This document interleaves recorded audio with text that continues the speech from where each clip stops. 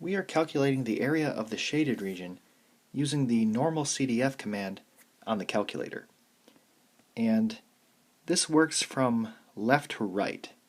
So we need to give it the leftmost number first, which is the lower bound, and then the rightmost number of the shaded region second, which is the upper bound.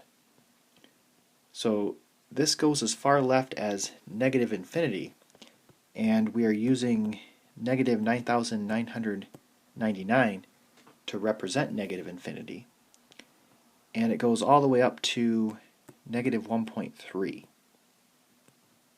So I press second and then the vars key, which gets us to the distribution menu, and I select normalcdf,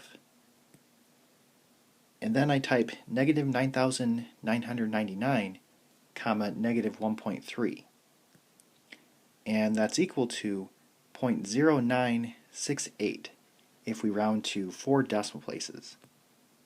So that will be our answer.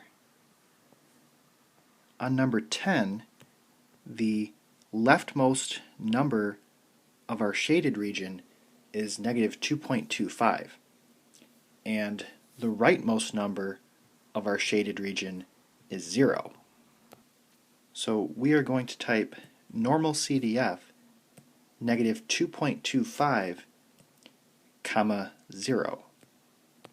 I'm going to press second vars to get to the distribution menu, and then select normalcdf, and then type negative 2.25 comma 0, and this is equal to 0.4878 if we round to 4 decimal places.